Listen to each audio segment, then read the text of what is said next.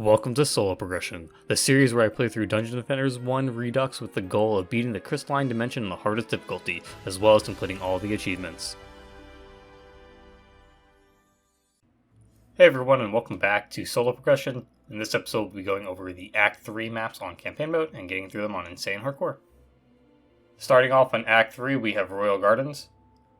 You'll notice that Act 3 maps are much larger than the earlier campaign maps, but also they give 100 mana rather than 70 on Act 2, which is a total of 30 more.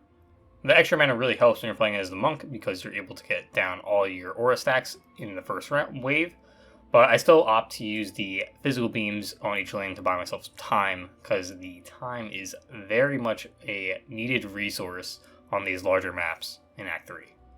You might notice that Royal Gardens has a few spots where wyverns can come in. You need to make sure you cover all these choke points as well. They don't really go over the aura stacks I have placed, so I just have archer minions placed by each of the crystals to deal with the wyverns as they come in.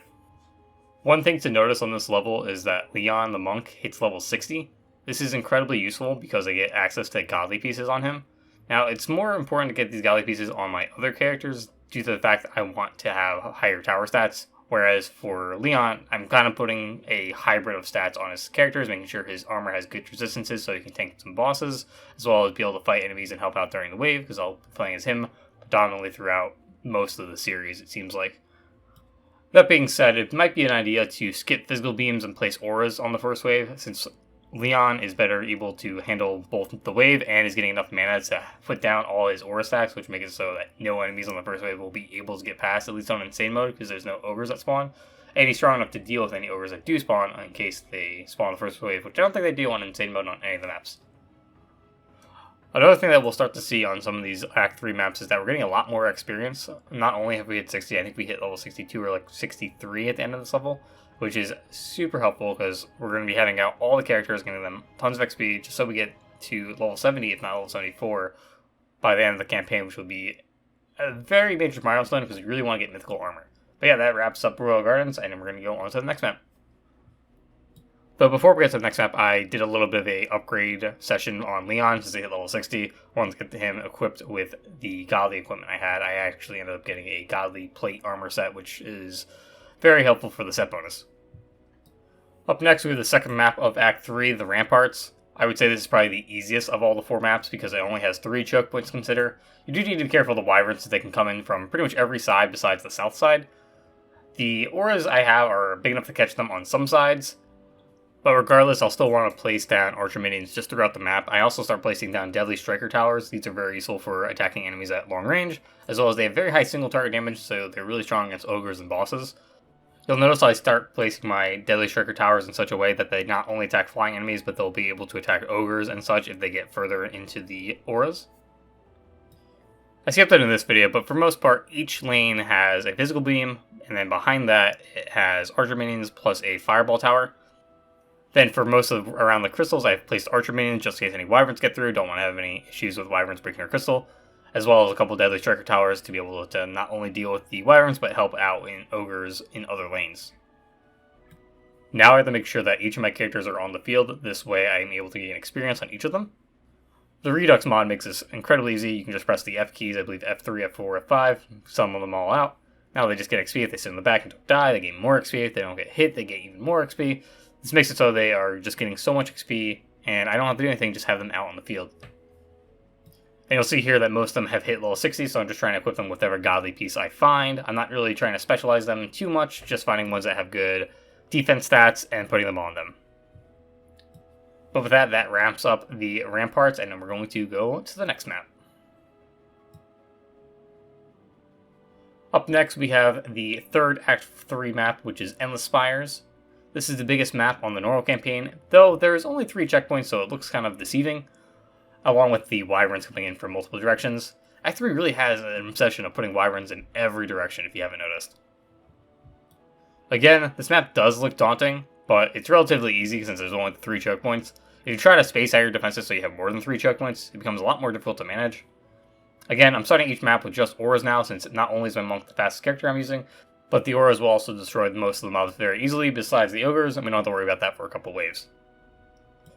After the first wave, I switch over to Summoner, and I place archer minions at each choke point, I use them also for the wyverns that are incoming in each lane.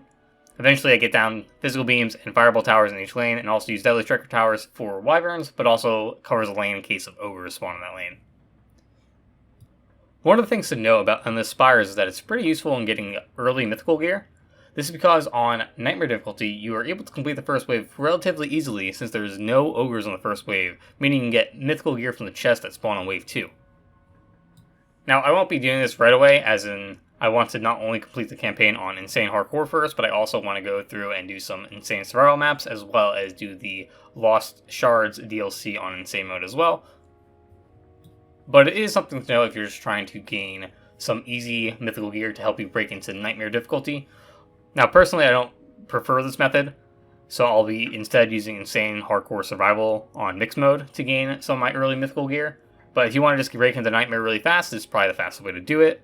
There is other maps you can do that are like Tinker's Lab, I believe, is very easy to do on Nightmare First Wave and then Gate Wave 2 equipment. Also, that map's really good for XP. But for now, we're just going to go through the campaign and complete all levels in order. And then once we get down with the campaign, we'll start farming for particular items. That said, we'll be wrapping up on Endless Spires here soon. I believe we snagged a couple of godly items and we tossed around on some of our characters. But for the most part, Endless Spires, very easy map. I would say it's probably the same difficulty as Ramparts, though it looks a lot more daunting because of how big the map is. But since there's only really 3 choke points, you don't have to worry too much about this map. It's actually one of the easiest maps in the game because of that. Now, onto the final map of the campaign and the final map of Act 3, we have the Summit. Now, the Summit you can split up in a way to only use 4 aura stacks instead of 5, though this is easier if you have a higher aura range. You do have to be careful of wyverns, so I just spam archers throughout the middle buying all my crystals. This will generally protect all of them. Deadly striker towers are also very useful in this map because they can see the spawn points of each of the enemies when they are placed by the crystals, so if you wanted to, you can place down basically a line of deadly striker towers and use a buff beam to buff those deadly striker towers and just kill everything as soon as it spawns. The issue is that the deadly striker tower can only hit one enemy at a time, but it does hit that enemy pretty hard.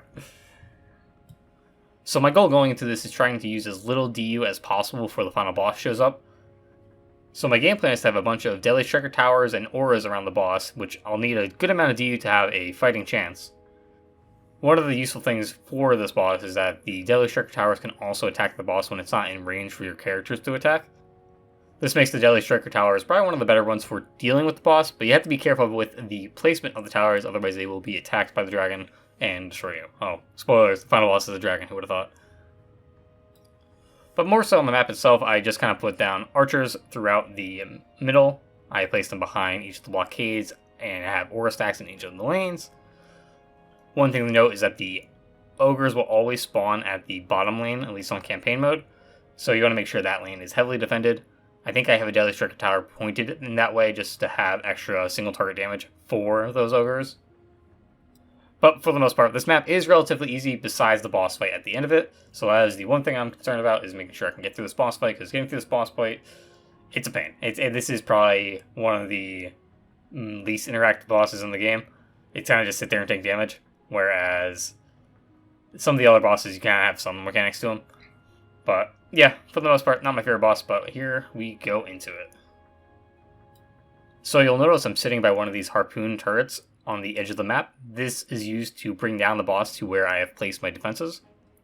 This is the only way to really get the boss to be able to do damage. On this map, you can actually have enough projectile rate so your projectiles will still hit it, so you can actually attack the boss without doing this, which is definitely easier if you have those requirements.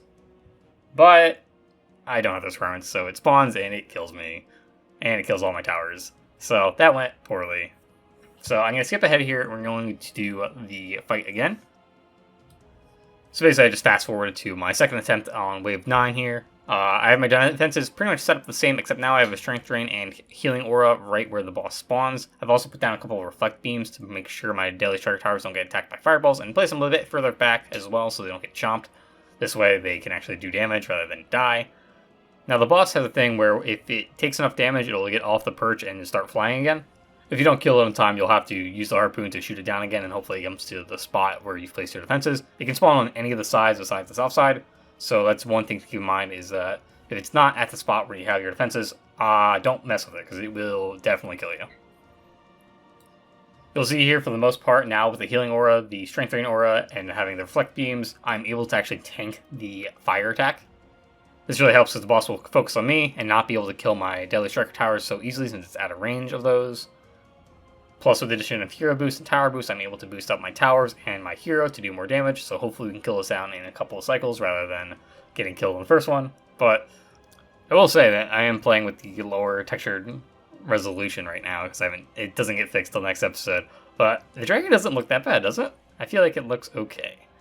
But yep, that's pretty much going to deal with the dragon. We're slowly whittling away for whenever time it perches, and then waiting for it to perch in the right spot. And once it perches in the right spot, we'll be able to beat the dragon. The one thing that always bothered me though with this level is that once you beat the dragon, it kind of just kicks you out of the game. You can't pick up any of the loot. It gives you pets, which are useful. It gives you the animus or the guardians, depending on if you are on hard, easy, medium, insane mode, or nightmare. It gives you different things.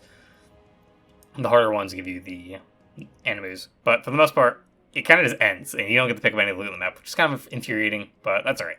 But that'll do it for the campaign. We still have a bunch of things we want to farm. I kind of just slapped on a random assortment of godly pieces for each of my characters besides Leon. He has complete seconds. I was worried about the dragon.